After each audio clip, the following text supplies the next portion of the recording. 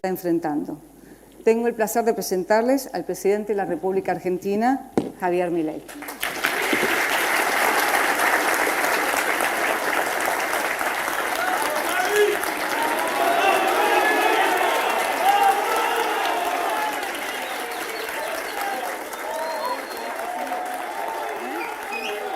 Sin flash, por favor, sin flashes, por favor, no. Tantas gracias por estar aquí. No, por favor. Adelante. Por favor, les vamos a pedir que apaguen los flashes, por favor. ¡Viva la libertad, Javier! ¡Viva la libertad, Javier! ¡Viva! No hay duda que había que empezar de esa manera. Bueno, Javier, nuevamente nos conocemos hace 9 años y es una emoción muy importante para mí tenerte aquí, sentado frente a mí. Esta vez no con un café como hace 9 años nos conocimos, hablando de las ideas de la libertad, sino tener el honor de poder entrevistarte como presidente de la Nación. Muchas gracias. Así que muchísimas gracias. No, por favor. La idea es hacer una entrevista para conocer un poco tus puntos de vista sobre diferentes aspectos. Y la primera pregunta que se me viene a la mente es, para todos los argentinos tu elección ha sido algo sumamente sorprendente, sobre todo porque estamos en una Argentina que venía de décadas de colectivismo, y de pronto aparece Javier Milei y la gente lo vota, y lo vota por una diferencia muy importante.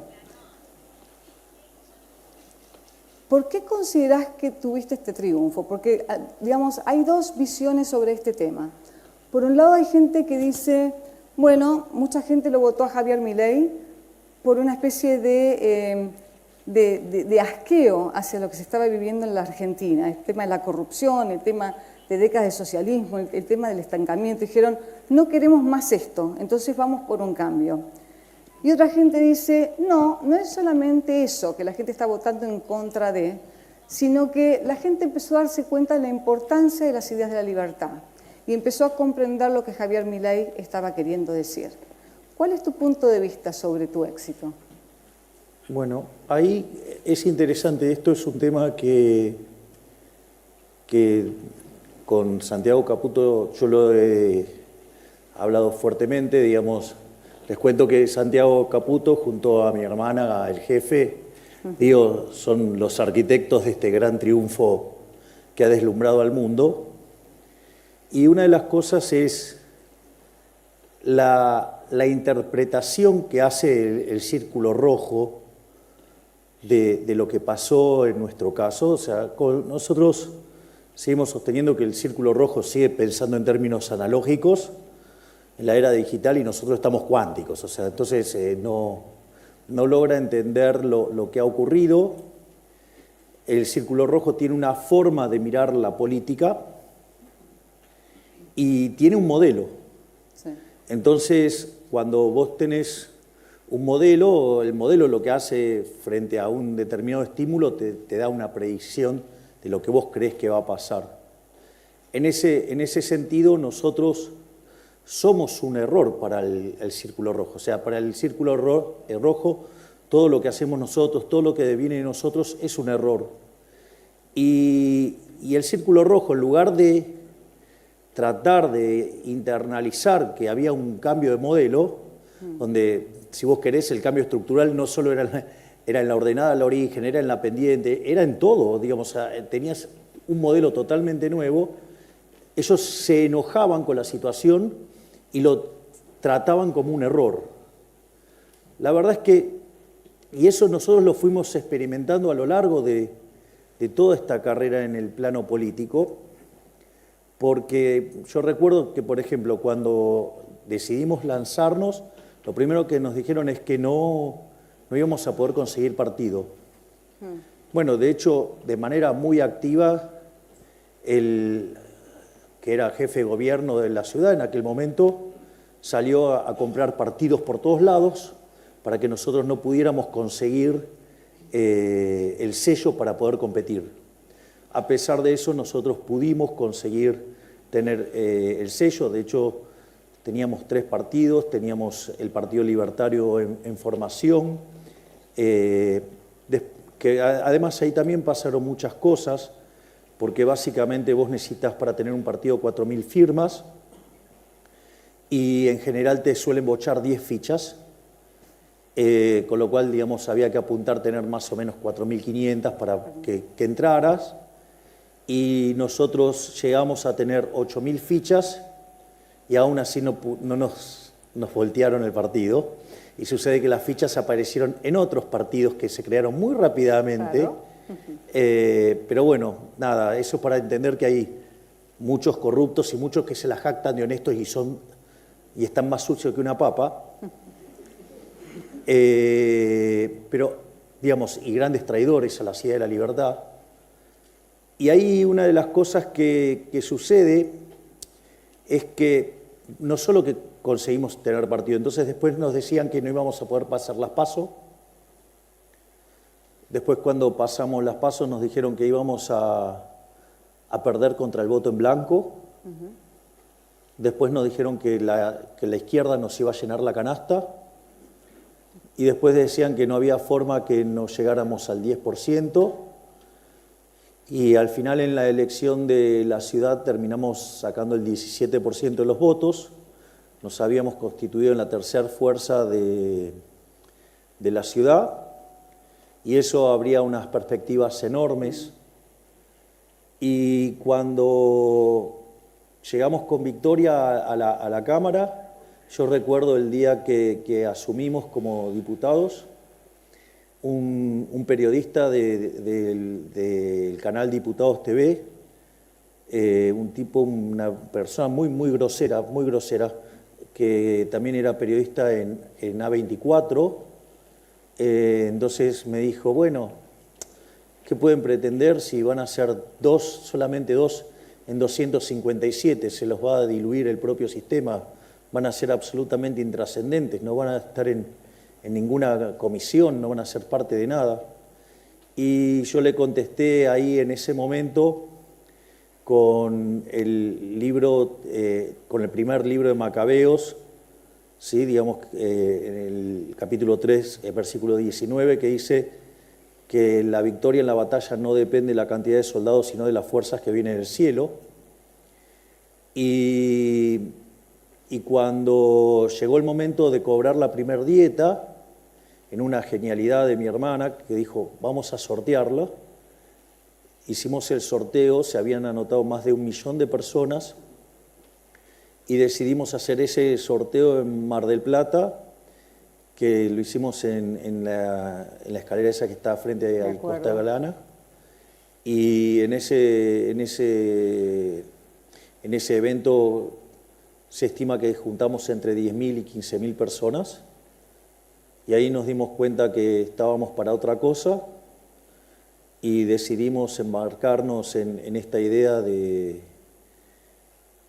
ir por la carrera de la presidencia, y vaya que las fuerzas del cielo mostraron tener fuerza, porque le ganamos a las 2 estructuras más grandes de la Argentina, con más de 70 años, digamos, cada una de ellas, y hemos logrado esto tan increíble de que tengamos el primer presidente liberal libertario de la historia de la humanidad, y eso, digamos, a mí me llena de orgullo. ¿Ese fue el momento que dijiste, tenemos una chance de ganar? Sí, ahí nos dimos cuenta que había una chance, porque habíamos estado en la etapa de muchísimos periódicos en más de 30 países del mundo, y evidentemente algo se había despertado ahí, y efectivamente, como nosotros arrancamos en la campaña electoral, habíamos dicho que nosotros no veníamos acá a guiar corderos, sino que veníamos a despertar leones, y efectivamente teníamos la sensación de que esto estaba ocurriendo, y sin embargo, a pesar de eso, el Círculo Rojo siguió subestimándonos, siguió diciendo que éramos un error. Digamos, la forma de decir que éramos un error era, bueno, solamente representa gente enojada. Y eso es falso, porque en realidad lo que pasa es que ellos no pueden cambiar el modelo, entonces, y siguen enojados con eso. Y eso, por ejemplo, en algunos periodistas se nota de manera grosera. Creo que el caso más violento y más agresivo de todos, por ejemplo, es el caso de Joaquín Morales Solá. profundamente ofuscado en un programa diciendo, pero Milei tiene que entender que él tiene que los periodistas somos el nexo con la sociedad. Él no puede estar hablándole por Twitter a la sociedad. ¿Cómo? Te están censurando, Javier.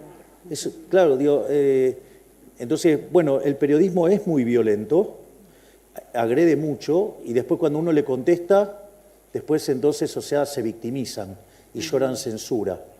Pero bueno, los entiendo porque son parte del círculo rojo que perdió, y entonces como no entienden, agreden, y pretenden que nadie les conteste. O sea, es una cosa de violencia asimétrica y creen que tienen eso. Pero ahí lo más interesante es que hay algunos indicadores muy interesantes de por qué esto no era una cuestión de simple enojo. Porque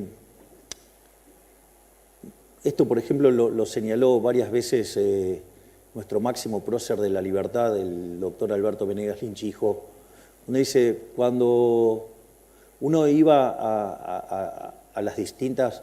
Nosotros a los actos los llamamos recitales, y tienen la lógica de un recital.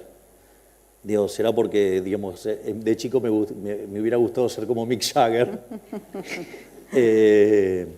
Entonces, en ese contexto, una de las cosas que señaló Alberto fue que,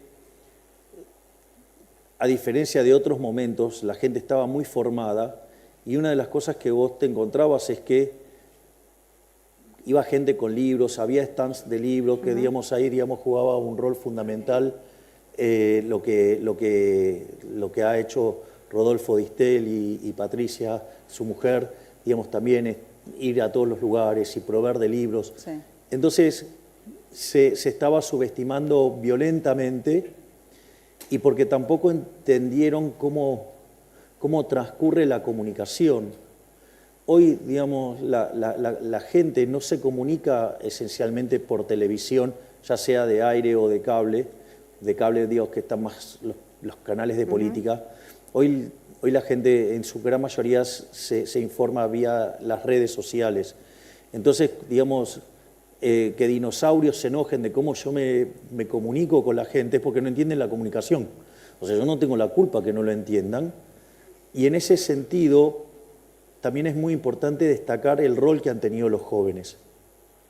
Porque es cierto que esto al inicio arrancó como un movimiento de jóvenes. Y en ese movimiento, digo, ¿por qué, digamos, esto tiene sentido? Porque vos lo mencionaste muy bien recién, María. O sea, Argentina estaba recontrapodrida de colectivismo, le sale colectivismo por todos lados. Y entonces, naturalmente, la rebelión tenía que ser liberal. Y si hay algo que caracteriza a los jóvenes es que son rebeldes contra el status quo. Y eso significa que inexorablemente esa rebelión iba a ser liberal. Eso, digamos, era, digamos, el contexto que se estaba generando. Además, los jóvenes están menos expuestos al lavado de cabeza que implica la educación pública, independientemente que sea de gestión privada o que sea de gestión estatal, con lo cual eso también facilita mucho. Además, con las redes, una de las cosas que pasaba es que de repente vos podías, si ustedes se fijan, desde que yo empecé a aparecer en televisión, una de las cosas que hice sistemáticamente es citar a cada autor que yo estaba utilizando como referencia. Sí. Entonces, mientras que algunos lo querían mostrar como una pedantería de mi parte, en realidad lo que yo le estaba haciendo era marcarle la hoja de ruta de qué ir a leer. Y entonces, y eso permitió, por ejemplo, no sé, citar a Jesús Huerta de Soto, te metés, ponés en Google Jesús Huerta de Soto y te encontrás con todas sus clases. Entonces, eso generó toda una suerte de retroalimentación donde los jóvenes se alimentaban de esto y una de las cosas que yo hacía en los distintos debates, les terminaba dando argumentos para defenderse. Claro. Y eso, digamos, además, como eran perseguidos, atacados y castigados por sus docentes por defender la idea de la libertad, además se fortalecían más y eso generó todo un movimiento muy, muy fuerte con los jóvenes. Y además vieron cómo desde tener que estar luchando como en un coliseo romano contra 16 panelistas a llegar a estar en los mano a mano, es decir, hubo toda una evolución, digamos, de cómo fui ganando lugares y eso hizo que los jóvenes se compenetraran mucho con las ideas de la libertad. Y ahí, cuando todo eso estaba ocurriendo, viste que los chinos, el mismo símbolo que significa crisis, también significa oportunidad. Sí. Y eso fue la pandemia. Cuando nos encerraron, eso significó una oportunidad enorme, porque no solo que llevó a una revalorización de la libertad, sino que además los chicos iban y le tiraban los videos de Milei a los padres y a los abuelos y le jodían con Milei y con los padres y rompieron. El sistema educativo. Pero claro, pero ¿qué pasa? ¿A ustedes no les gusta un programa de televisión? Pueden hacer zapping, al hijo no le pueden hacer zapping. Y entonces es como empezaron a ver la otra cara de la moneda, ¿no? Y en algún momento se pusieron a ver videos de Milei y así fue que se abrió todo esto. Por eso es que yo siempre tengo tanta gratitud para los jóvenes, porque digo, ellos son también una piedra fundamental en esta construcción, porque ellos son los que se dedicaron a evangelizar. Y eso también es muy, muy, muy valioso. O sea, te diría que ahí, digamos, está básicamente las bases de por qué hay tanto convencimiento, porque aparte, de vuelta, deberían haber recapacitado. Si sacamos 17% de los votos en Capital, eso ya es más que un enojo. Y nosotros después en las PASO sacamos 31% de los votos. Digamos, entonces... Sí, ganó más el ideal positivo de lo que la gente quería votar que, digamos, el en contra, la bronca de la gente. Es decir, acá se impuso más justamente un ideal positivo, lo que la gente quería lograr, más de lo que quería sacarse de encima. Es más, te voy a pasar digamos, porque después nosotros terminamos en la segunda vuelta y terminamos sacando el récord de votos, por más que a la señora no le guste. Digamos, el récord lo tenemos nosotros con 56%, ¿no? Digo que les ganamos 56 a 44 por 12 puntos. Y hoy si se volviera a hacer, piensen que nosotros estamos haciendo el ajuste fiscal más grande de la historia de la humanidad. Nosotros nos encontramos con un desequilibrio fiscal de 15 puntos del PBI, 5 en el Tesoro, 10 en el Banco Central. Llegamos a un ajuste de 6 puntos en el Tesoro y 6 en el Banco Central, o sea, un ajuste de 12 puntos del PBI, y eso se hizo en 3 meses, o sea, eso no existe registro histórico de eso. Y si bien el 75% de los argentinos reconocen que están mal, es importante ver que cuando nosotros arrancamos la gestión, solo el 20% creía que íbamos a estar mejor de cara al próximo año. Ese número en el mes de enero saltó a 30, en febrero saltó a 40 y en marzo saltó a 50. Es decir, quiere decir que la gente, digamos, está cada vez más compenetrada con eso. Cuando uno ve la palabra más importante y que más resuena entre la gente es esperanza.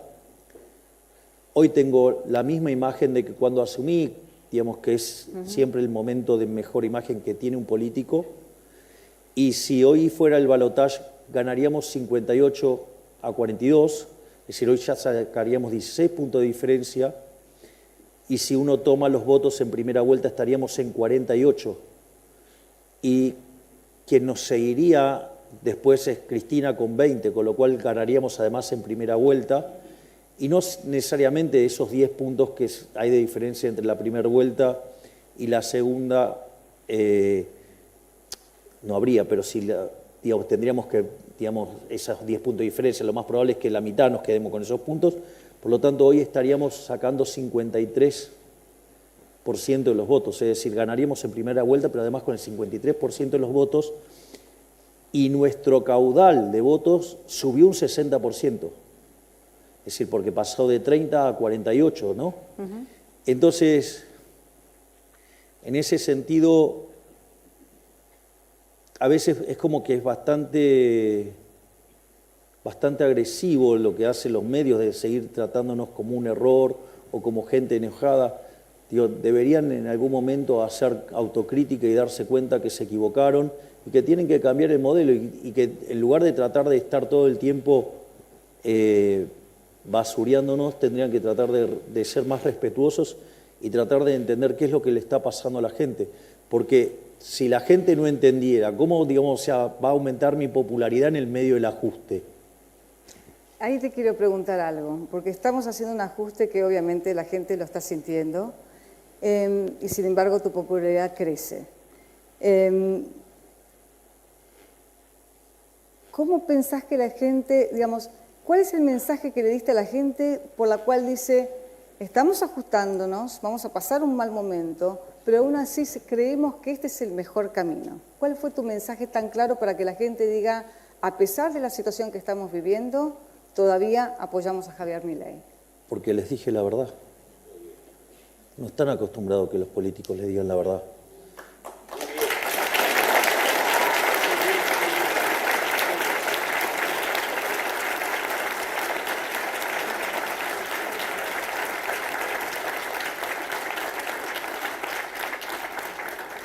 Si hay un defecto marcado que tengo es que digo lo que pienso y peor todavía, hago lo que digo.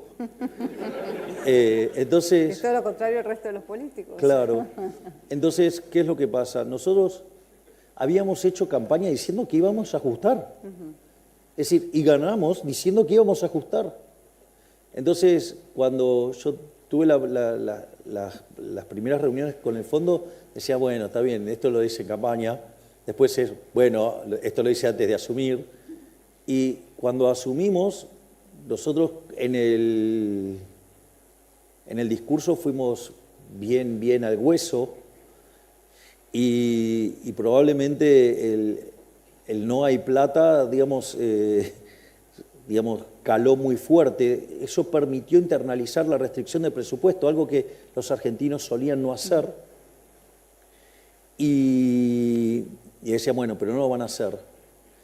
Y al final nosotros pensábamos alcanzar el equilibrio financiero a lo largo del 2024 y lo logramos en el primer mes. Y la verdad es que también estamos sorprendidos con lo que está pasando en el Banco Central, que ya bajamos 6 puntos el déficit del Banco Central y creemos que podemos seguir avanzando en eso. Hoy básicamente el tipo de cambio paralelo está igual que el oficial. No solo eso, sino que además el riesgo país perforó los 1.300 puntos, viniendo desde 2.900. Los bonos pasaron de $18 a $54. Las acciones de Argentina volaron literalmente. Es decir, todos los indicadores a futuro muestran que vamos a estar mejor.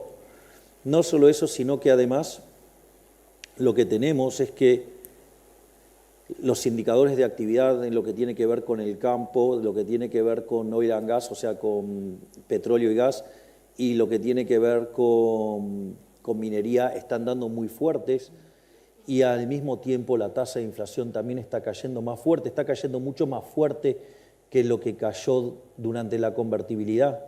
Y no solo eso, sino que además, o sea, la curva de futuros del dólar ya está mapeada con la política monetaria que está implementando el Banco Central. Por lo tanto, lo que nosotros estamos viendo es que, digamos, hay motivos para estar optimistas pero todo esto se construyó diciéndole la verdad a la gente. Es decir, yo les expliqué a la gente el problema que teníamos, le expliqué cómo lo íbamos a resolver, le expliqué que durante un tiempo la íbamos a pasar mal, pero que esas eran las bases para salir adelante. Y lo que pasa es que la gente está viendo que lo que yo dije que iba a hacer lo estoy haciendo, que está pasando lo que yo dije que iba a pasar, y eso lo que hace es reforzar la confianza. Es decir, hoy el 70% de los argentinos están convencidos que vamos a bajar la inflación, o sea, no tienen duda. Y te voy a decir algo, y tienen razón, la vamos a bajar. Y de esos 70, el 50 puntos creen que lo vamos a hacer en el primer año y 20 creen que lo vamos a hacer en 2. Pero ¿Qué cree el presidente? Mira, la realidad es que la evidencia empírica muestra que para bajar la tasa de inflación necesitas entre 18 y 24 meses. La convertibilidad, que fue el programa más exitoso de la historia argentina, tardó 20 meses. Ahora, por eso me causa gracia cuando agarran a alguien que fija el tipo de cambio, después me diga que esta política es inconsistente. Con todo respeto. ¿No? Pero bueno. Pero esto es interesante. ¿Por qué baja más rápido que la convertibilidad la inflación? Porque la convertibilidad del dinero era endógeno. Entonces, cuando la gente quería demandar dinero, te vendía dólares al Banco Central. Entonces, la cantidad de dinero se expandía con la demanda. Entonces, vos tenías siempre mapeado el mercado monetario y entonces tardaste que se terminen de corregir todas las distorsiones de precios relativos de las dos hiperas anteriores y eso, digamos, demandó que tardaras 20 meses en tener la inflación más baja del mundo. Nosotros directamente fuimos por un mecanismo mucho más fuerte, que es haber fijado directamente la cantidad de dinero. Nosotros la base monetaria está fija, a pesar de que compramos 12.000 millones de dólares, digo, pequeño dato, ¿no? Porque nos dejaron 11.500 negativos, o sea que pasamos a terreno positivo. No solo eso, sino que además tenemos que emitir por los puts que dejó el otro gobierno para controlar el tipo de cambio artificialmente, o la remuneración de los pasivos remunerados, pero comprimimos tanto por BOPREAL y por resultado fiscal que la base monetaria no varía. Entonces, la recomposición de la demanda de dinero no tiene contrapartida de expansión de la base. Y eso hace que entonces tengas que ir contra bienes. Y eso te desacelera aún más fuerte la caída de la inflación. Y eso se vio muy claro, como el dólar es un indicador anticipado, digamos, porque es un indicador financiero, lo viste caer de 1.350 a 9.85 esta semana. Entonces, quiere decir que en algún momento la tasa de inflación va a colapsar. No sabemos cuándo, pero sabemos que va a colapsar. Y en ese sentido estamos muy, muy optimistas. Pero también ahí veo que los economistas no pueden salir de su formato convencional y no pueden pensar distinto a lo que han pensado los últimos 70 años, 80, 100, no sé. Déjame hacerte una pregunta sobre los desafíos que se te presentan, que no son pocos ni van a ser pocos. Básicamente porque tenemos una Argentina que nunca ha conocido, digamos, una vida sin controles paternalistas, no ha conocido una vida sin un gobierno que dé planes sociales, que dé subsidios, y de alguna manera también tenemos una educación que no ha preparado a la gente joven o a la gente, digamos, a todos nosotros, a confiar en nuestra cabeza, en confiar en nuestra mente, en confiar en que podemos ser arquitectos de nuestro propio futuro y ganarnos la vida por nuestro propio esfuerzo. Entonces se me ocurre que tenés muchísima gente cuando venís a decirles vamos a cortar con los gastos fiscales, vamos de a poco a tratar de ir sacando los planes sociales para que la gente se arme a sí misma y que pueda trabajar y pagar su propia vida, su propia comida. Me imagino que tenés bastante gente asustada con esto y que de alguna manera te va a hacer la contra. ¿Cómo manejas esto y cómo logramos convencer a esa gente que la manera de vivir es vivir a través del propio esfuerzo y que no hay nada de digno en vivir justamente de prestado, de impuestos de otras personas que sí trabajan para poder hacerles posible la vida a ellos? Si me permitís, voy a contestar en dos dimensiones distintas. ¿Cómo no? Obvio que la más divertida es esta última.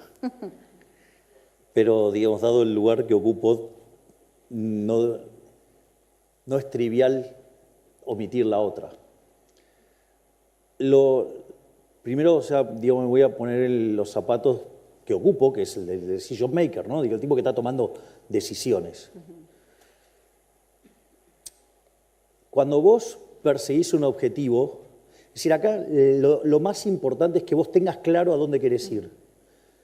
Hay un dicho, yo te contaba, que dice, el que no sabe lo que busca no entiende lo que encuentra. O sea, lo más importante es que vos tengas definido a dónde querés ir. Eso es lo más importante. Digo, ¿por qué? Porque porque la vida no es un movimiento rectilíneo uniforme y condiciones normales de presión y temperatura. Eso no existe. Eso es solamente, digamos, supuesto para poder resolver modelos más fáciles. La vida real tiene un montón de escollos, pero lo importante es que si vos sabés a dónde querés ir, no te importan los escollos, los vas a sobrepasar de alguna manera. O sea, si a mí se me cruza una piedra en el camino, o la salto, o la esquivo, o directamente la rompo con la motosierra. En ese sentido, lo más importante de todo esto es la convicción. Es decir, yo de hecho en la campaña enfaticé mucho esto, yo decía, yo sé lo que hay que hacer, sé cómo hay que hacerlo, pero sobre todas las cosas tengo la convicción. Lo más importante es la convicción, que vos estés convencido de lo que querés hacer. Y eso es un elemento, te diría, determinante. Y entonces no hay nada que te frene, no hay nada. Digamos, o sea, a mí no me importa, digamos, lo que haga el Senado, lo que haga la Cámara de Diputados. O sea, nosotros hoy gobernamos no con una política que no acompaña, nosotros gobernamos con una política que pone palos en la rueda. Y a pesar de todo eso lo estamos logrando, porque las ideas de la libertad son más fuertes que la maldita casta política, y por eso no nos pueden parar.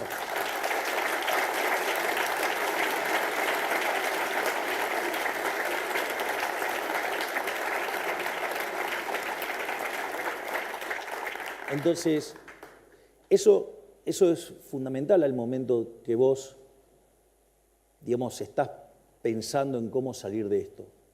En ese sentido, nosotros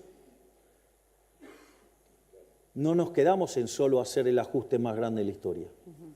Nosotros también mandamos el programa de reformas estructurales también más grande de la historia de la humanidad, porque enviamos 1000 reformas. 1/3 de las mismas fueron por el decreto de necesidad de urgencia y 2/3 fueron en la ley bases. Y si todas esas reformas estructurales estuvieran vigentes, Argentina en el ranking de libertad económica mejoraría 90 puestos. Es decir, Argentina pasaría a parecerse como Alemania. Es decir, que de acá, digamos, a 20 años podríamos convertirnos en un país como Alemania. Sin embargo, eso a mí me parece insuficiente. Yo estoy aspirando a parecerme a Suiza, a parecerme a Irlanda.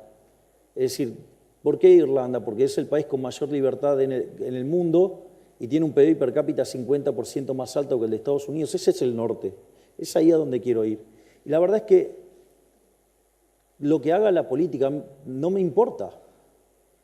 Porque, a ver, la ley bases, digamos, si bien fue aprobada, después cuando empezó el tratamiento en particular, ahí aparecieron todos los curros. Es decir, ustedes tienen muchos políticos que se llenan la boca de ir contra la corrupción, contra esto, el otro, pero ¿cuántos se enteraron de los fondos fiduciarios hasta hace poco? Digo, porque los que estamos destapando todas esas ollas somos nosotros. Es más, no solo eso, sino que además, y ahí dejaron muchos los dedos marcados, de que se muestran que son del cambio, pero en realidad no quieren ningún cambio, en realidad quieren mantener el statu quo, quieren mantener los privilegios. Lo mismo pasó en el Senado con el DNU. Nunca se le volteó un DNU a un presidente. Y nosotros mandamos un DNU que aumenta las libertades individuales, va por mercados más competitivos, estructuras pro-competitivas, pro-mercado, no pro-empresa, lo cual no hace falta que le explique a ustedes, digamos, de qué se trata. Y además de eliminar muchos curros de la política. Y sin embargo, la Cámara de Senados lo volteó. Y bueno, ahora, queda en manos de lo que pase en la Cámara de Diputados. Y también, al menos 3 jueces de la Corte han tomado una posición bastante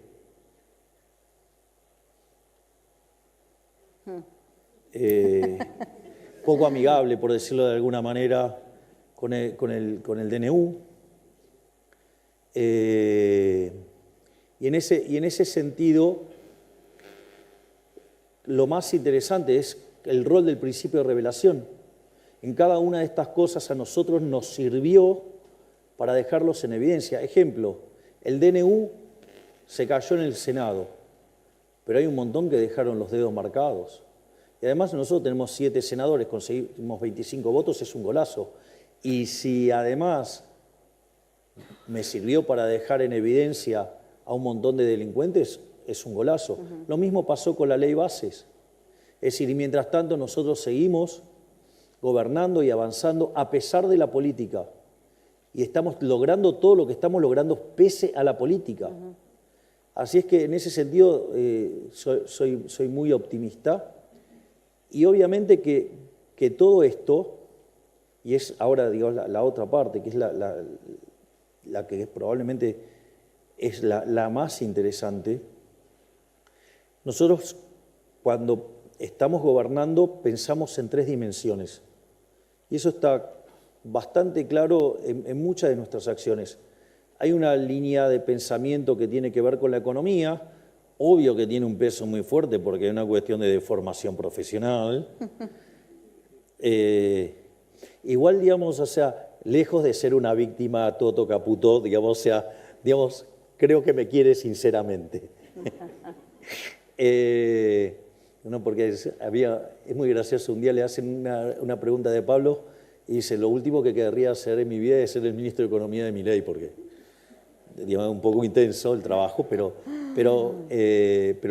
afortunadamente todo el gabinete nos llevamos muy bien y podemos trabajar muy bien todos.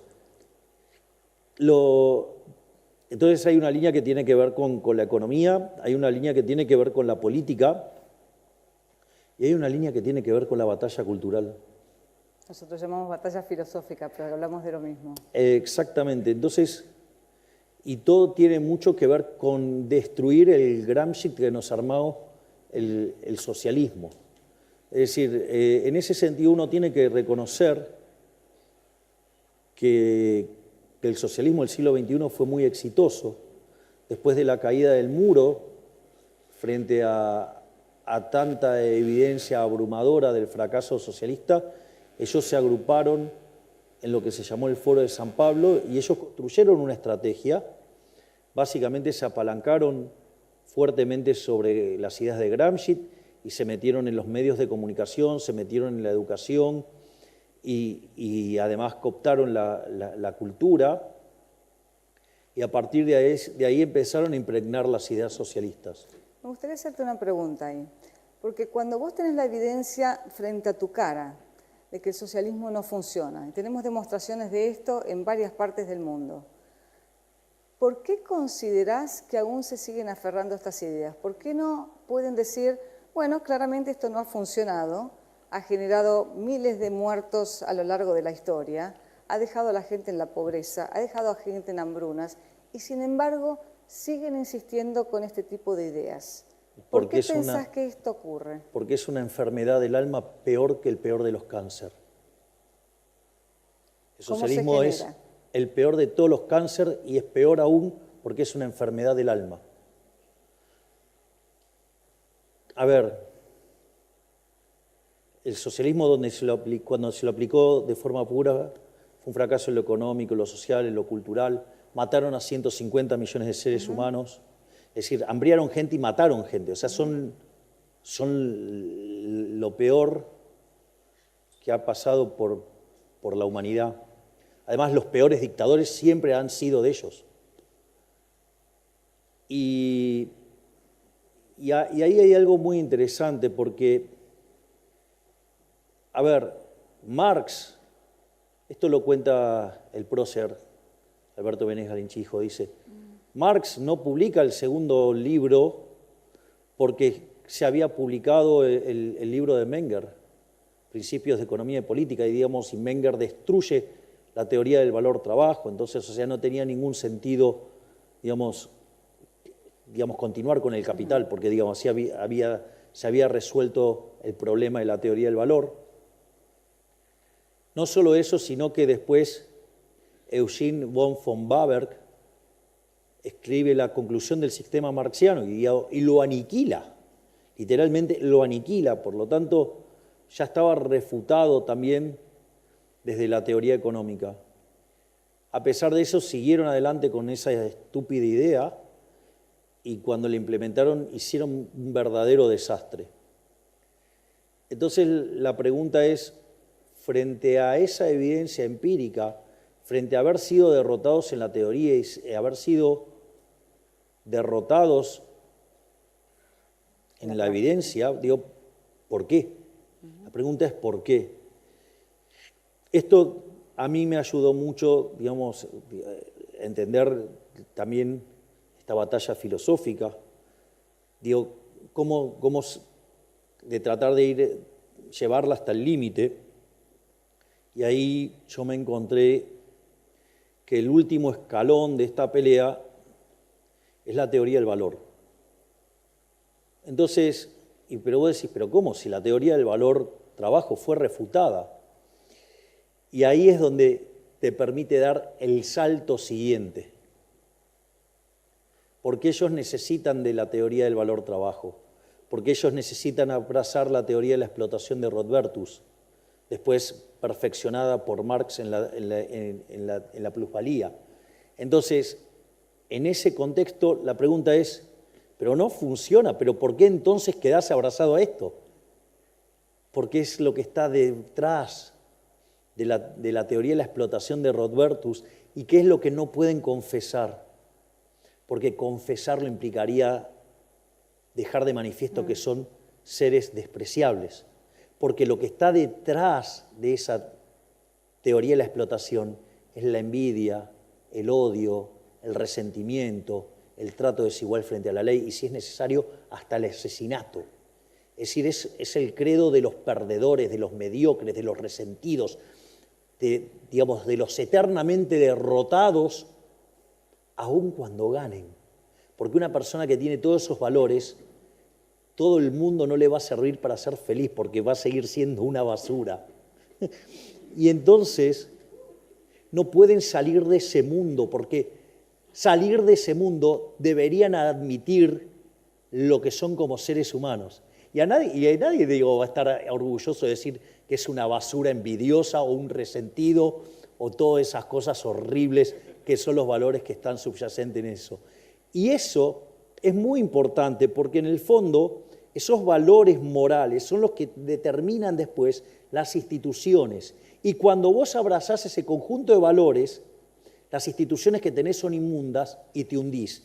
En cambio, cuando vos abrazás las ideas de la libertad, digamos, que básicamente, por eso no me voy a cansar de repetir la definición del liberalismo del Prócer, el liberalismo es el respeto irrestricto del proyecto de vida del prójimo, basado en el principio de no agresión, en defensa del derecho a la vida, a la libertad y a la propiedad, donde las instituciones del capitalismo son básicamente la propiedad privada, la no intervención del Estado, la libre competencia entendido como entrada y salida, no como en el formato neoclásico, la división del trabajo y la cooperación social, donde solamente podés ser exitoso sirviendo al prójimo con bienes de mejor calidad a un mejor precio. Es decir, donde ahí entonces el empresario es un héroe, es un benefactor social. Es decir, porque lo único que hace es traerte prosperidad y mejora en tu calidad de vida. Y donde, digamos, o lo remataría como, digamos, la fórmula del éxito, como dice Miguel Ancho Basto, ¿no? Dice que es capitalismo, ahorro y trabajo duro. Bueno, es eso. Es eso. Fíjate que todos los valores sobre los cuales nosotros nos basamos son valores maravillosos. Son valores que hacen a las personas de bien y no a personas despreciables en términos de sus ideas. Siempre mencionás que, en realidad tenemos una teoría de que muchos latinoamericanos todavía piensan que el capitalismo funciona en la práctica, pero lo que es verdaderamente noble y moral es el socialismo. Justamente por esto, ¿no? De que todos somos iguales y que deberíamos ser nuestros protectores de nuestros hermanos. ¿Qué dirías del argumento que dice que en realidad el capitalismo es el mejor sistema porque es el único sistema que respeta la naturaleza del ser humano, que deja al hombre libre para perseguir su propia felicidad y para perseguir sus propios valores? Mira, voy a contestar con el libro de un gigante, que es Capitalismo, Creatividad y Justicia Distributiva de Israel Kirzner. Ese libro es maravilloso, es un libro, es una obra de arte. Porque es interesante cómo arranca, te rompe los ojos. Te dice, bueno, mire, el socialismo, digamos, él toma ya, digamos, a los postmarxistas, ¿no? Dice, los socialistas reconocen que el sistema capitalista es más productivo. Pero dice, el problema es que es injusto y que el nivel de injusticia que genera es absolutamente insoportable y por ende el capitalismo necesita de correcciones. Entonces, Israel Kirzner con mucha sabiduría dice, bueno, ok, supongamos que esta gente tiene razón. Si efectivamente tiene razón, no hay motivos para defender el capitalismo. Porque si verdaderamente está construido sobre una base injusta, no merece ser defendido. Básicamente lo que hace Israel Kirzner, él pivotea con dos ideas y las conjuga, que es la idea del principio de apropiación de Locke, digo que el que lo descubre es el dueño, y la otra premisa con la que trabaja es la idea de Hayek del mercado como proceso de descubrimiento y que por lo tanto no existe tal cosa como una torta que haya que distribuir, sino que si existiera una torta es una torta que se va descubriendo. Por lo tanto, si el mercado es un proceso de descubrimiento y aplicando el principio de apropiación de Locke, el que lo descubre se lo queda, sin lugar a dudas, el sistema capitalista no solo es más eficiente, sino que es el único sistema que es justo. O sea, después podemos discutir otro montón de cosas más, pero lo interesante es que, bueno, de hecho, antes de dedicarme a la política, mis conferencias por las que paseaba por todos lados del planeta eran acerca sobre la superioridad moral del capitalismo. Es decir, que ya no era una cuestión solamente de lo productivo, iba justamente a los huesos finales, porque ellos se arrogan un altruismo que no tienen. Entonces hay que ir y hay que romper ahí. Y bueno, eso es lo que yo hacía antes de meterme en política. Javier, en tu discurso de Davos mencionaste mucho el tema del colectivismo, que es una palabra que hasta ahora, por lo menos en Argentina y también supongo que en América Latina, era muy poco mencionada y mucho menos contrastada con el individualismo. Pero sin embargo es una palabra que todavía resuena en nuestra sociedad y la gente considera que, bueno, uno debe vivir para el colectivo, uno debe vivir para el bien común, uno debe vivir para la justicia social. ¿Cómo hacemos para cambiar esta visión digamos, este abrazo que la gente le hace al colectivismo como si fuera algo superior y volvemos a la base de el individuo, como diría Enran, es el individuo la minoría más pequeña del universo?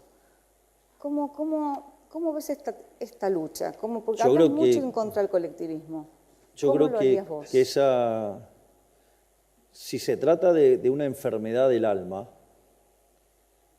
no importa cuánta evidencia empírica le aportes, porque no van a cambiar. Lo que sí podés hacer es dejarlos en evidencia, que en realidad esos argumentos que levantan, en principio son contradictorios, que son falaces, y que en realidad esconden cosas verdaderamente aberrantes. No sé, la idea de la justicia social, como dice Huerta de Soto, la justicia social es injusta, porque está precedida por un robo, y yo no sé cuántos de acá vamos a estar a favor del robo, y al mismo tiempo implica un trato desigual frente a la ley. Entonces, lo que uno, desde mi punto de vista, uno tendría que estar haciendo todo el tiempo es desarmando esas mentiras y exponerlos frente a esas mentiras. Y cuando eso ocurre, los desarmás. Entonces, el socialista fanático, digamos, o sea, en el fondo, el envidioso y resentido fanático no va a cambiar, porque eso está en su esencia, pero sí te va a servir de utilidad para iluminar sobre el resto de la población los valores correctos. Es decir, por eso es tan importante la batalla cultural / filosófica, de ir y dar los argumentos y pelearlos. Y también otra cosa que hay que hacer es saber adaptarse a las circunstancias. Es decir, tenés que tener en cuenta con quién vos te estás peleando. Digo, porque a mí, digamos, me han vivido persiguiendo, hostigando, maltratando y fastidiando por el tema de las formas. Ahora, parece que, digamos, cuando leen la literatura o no la entienden o la entienden de pedazos o se hacen los tontos con la parte que no les gusta. Digo, porque, digamos, cuando la paradoja de Popper es la paradoja de la intolerancia, es decir, vos no podés ser tolerante con el intolerante. Es decir, vos no vas a ser tolerante con el tipo que te puso una pistola en la cabeza y te la va a volar de un tiro. Digo, es una posición bastante estúpida. Y yo me recuerdo, cuando yo, digamos, iba a Intratables, eran 15 contra 1. Y además los kirchneristas tienen el hábito de hablarte encima cuando vos hablas. Y lo hacían 4 a la vez. Entonces, si no gritabas, no te imponías. Y por eso, digamos, con esa pelotudina de la corrección política, ellos se quedaban con todo y nosotros, digamos, nuestras reuniones se hacían adentro de un ascensor. Una de las cosas que mencionó una vez Patricia Bullrich con mucha sabiduría, dijo, fue muy gracioso, dijo, che, ¿por qué no se ponen a mirar qué es lo que está haciendo Milei? Dice, porque eso de que a 20.000 personas le esté hablando de Hayek es raro. De hecho hay un momento muy gracioso que me pasa a mí cuando estamos haciendo la campaña y la lanzamos oficialmente en Mendoza. Yo recuerdo que, claro, veníamos de hacer más de 10.000 en Mar del Plata, más de 15.000 en Rosario. Íbamos a Mendoza y la gente de Mendoza dice, no, bueno, si es un acto de 4.000, 5.000 es tremendo. Yo dije, si pasa eso es una cagada. O sea, con los números que traíamos parecía, inmundo. Y bueno, pero el acto más grande que habían tenido en Mendoza había tenido 5.000 personas. Nosotros fueron 20.000 personas. Y yo me puse a hablar de dolarización. Y en un momento estaba explicando el problema del ancla nominal. Y en un momento digo... ¿En lenguaje fácil? En lo mejor que me pudo salir. Y entonces en un momento dije, ¿en qué momento pasó esto de que le estoy hablando del ancla nominal a 20.000 personas? Es decir, era una cosa rara. Pero bueno, afortunadamente pasó. Yo lo llamo error tipo 2 en mi caso. Hice todo mal y me salió bien. Así que bueno.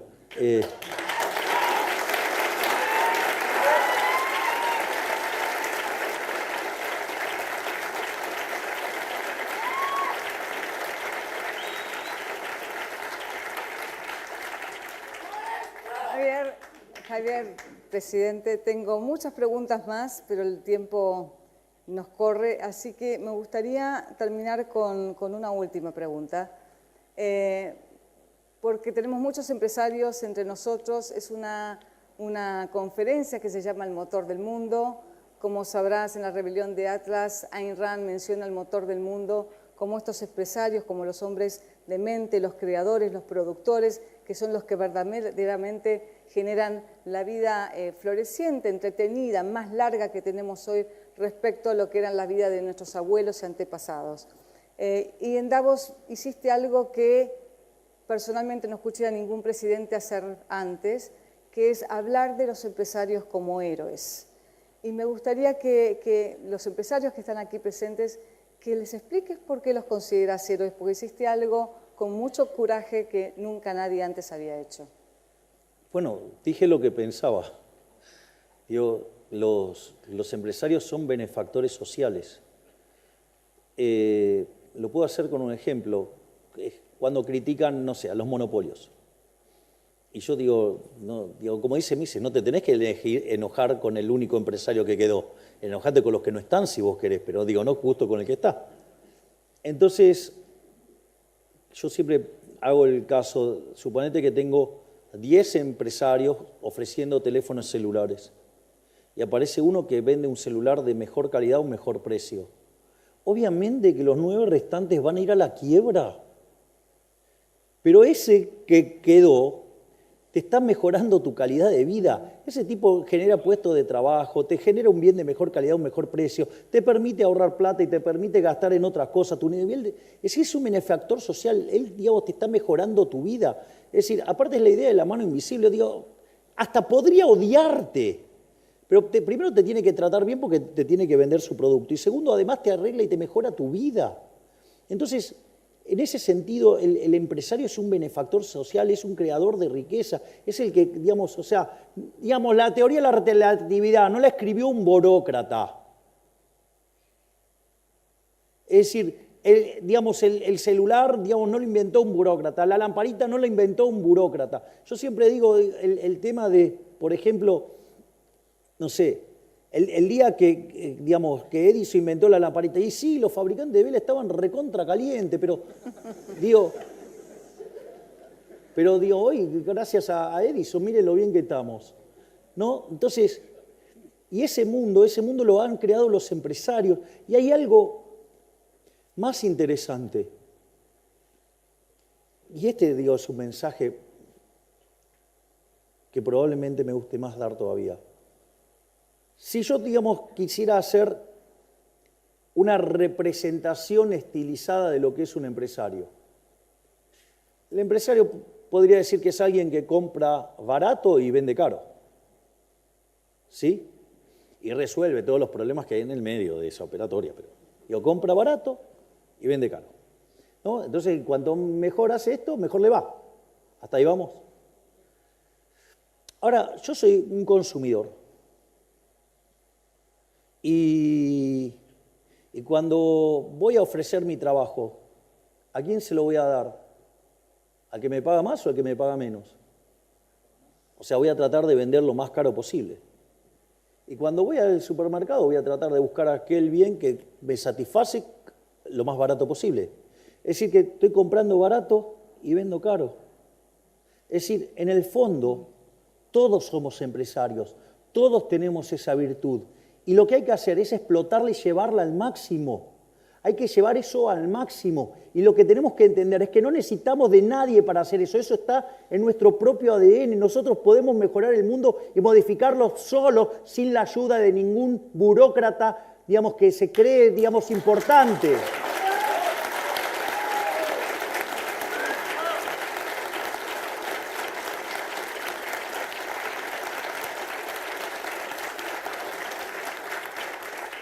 Es decir, no dejen que un burócrata fatalmente arrogante les diga qué pueden hacer o qué no pueden hacer. Si hay algo que quiero dejar en claro, y eso está cuando nosotros enviamos en el DNU, una de las cosas que decimos es, en la economía argentina, y en especial algunos que por suerte perdieron, para ellos todo está prohibido, salvo lo que el político permite. En nuestro concepto es todo está permitido, salvo lo que está prohibido porque implica violentar el principio de no agresión.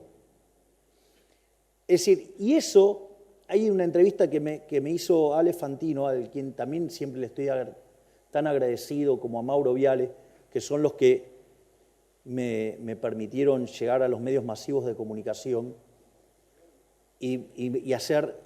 No, el papá. Soy amigo de Johnny, pero, Mauro es el que, me llevó a la tele.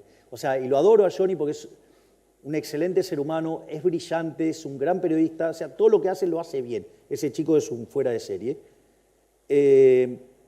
Entonces, lo que le digo a Alejandro en esa entrevista, le digo, cuando viene un político acá, te pide que les des el voto para él determinar qué es mejor para tu vida.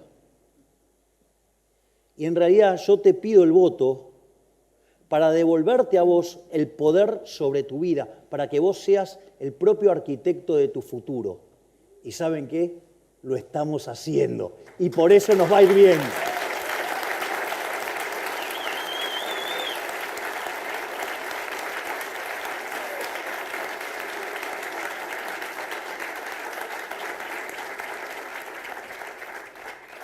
Muchas gracias, presidente. Y nos gustaría concluir esta ¿Conmigo entrevista. libertad carajo?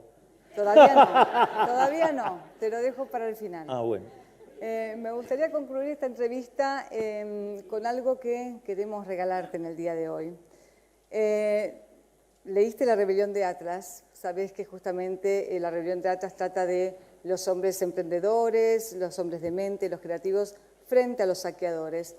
Pero en La Rebelión de Atlas, como están en un contexto bastante parecido al que está Argentina o al que estamos tratando de salir de Argentina, es un Atlas que carga con este mundo que cada vez se hace más pesado, que se hace más terrible, que castiga este Atlas. Y tenemos ganas de decirle al Atlas, soltá el mundo y viví tu propia vida, ¿no? Pero eso es un poco el Atlas que nos imaginamos. Y que son los empresarios y lo que vienen sufriendo en Argentina y en Latinoamérica, este castigo permanente de gobiernos que se entrometen en su vida y de la misma sociedad que a veces los ve como explotadores y los vilifican. Y en el día de hoy quisimos hacer algo diferente. Mi escultor preferido está aquí presente y enseguida le voy a pedir que nos acompañe en el escenario, que es el escultor guatemalteco Walter Peter. Y Walter se imaginó un Atlas diferente, que es un Atlas no ya que carga el mundo como algo pesado, sino que sostiene el mundo como un triunfo. Es un Atlas no castigado, sino que es un Atlas liberado, liberado de las cadenas, que puede producir, que puede crear y que puede, por su propio beneficio, por su propio interés, crear lo que quiere, pero al mismo tiempo ayudar a la gente que quiere y a su sociedad y al país con justamente esta posibilidad de producir. ¿Puedo hacer una reflexión? Por supuesto. Si bien lo estamos haciendo nacer ahora, no tengan dudas que a partir del 11 de diciembre del 2025 lo van a ver a pura luz.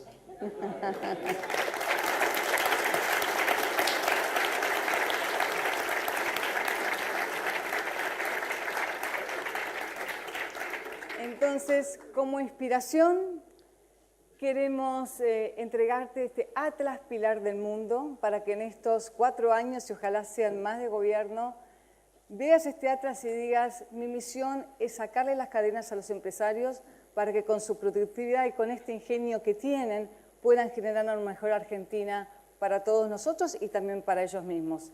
Así que voy a pedir a Walter Peter, por favor, si nos acompaña al escenario. ¿Les puedo comentar algo? Le Sí, voy por expoliando supuesto. cosas.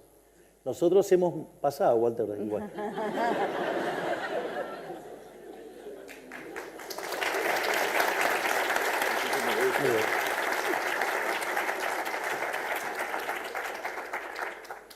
Yo les digo algo. No sé de cuántas van a quedar de las reformas que hemos enviado. Pero lo que sí les puedo asegurar que si las cosas siguen como siguen, vamos a hacer una gran elección en el 2025 y no solo que vamos a mandar las reformas que quedaron pendientes en el medio, sino que además vamos a mandar las 3.000 que tenemos pendientes.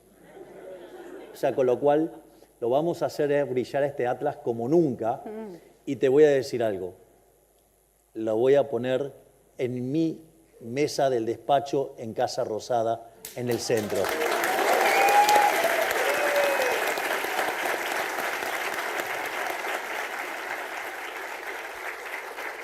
En nombre del Ayn Rand Center Latinoamérica de Walter Peter, tenemos el honor de presentarte, es pesada, Imagino. presentarte este Atlas Pilar del Mundo. Gracias. Un placer. Walter Peter. Gracias, amor. Gracias. Lo ha hecho especialmente Gracias. para ti. Es maravillosa. Ya te voy a mandar la foto con el Atlas en el medio de las... Tengo una mesa grande en la Casa Rosada. Y también tengo el sillón de Rivadavia y esas cosas, pero no las uso. Es decir, solo me saqué la foto en el sillón. Trabajo en otro lado. No sé, como estuvieron todos los otros presidentes sentados ahí, es como que me da cosa.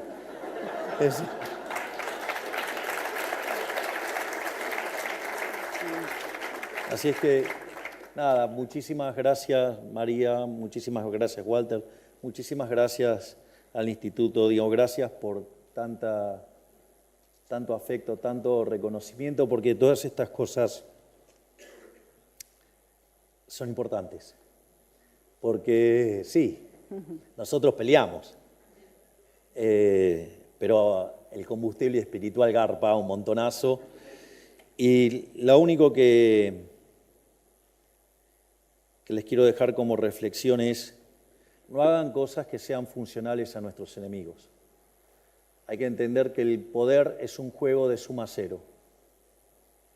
Y a veces uno, cuando está en la función, tiene que resolver con restricciones, mucho más de las que uno cree y mucho más de las que se imagina. O sea, suele ser bastante más complejo. Y a veces las peores críticas vienen de nuestro propio bando, que en realidad son levantadas por nuestros enemigos, no porque les interesen sus ideas, sino porque ellos sí entienden a la perfección que es un juego de suma cero y van a utilizar todas las cosas para rompernos. Una de las características esenciales con las que hacía política ese ser nefasto que es Horacio Rodríguez Larreta,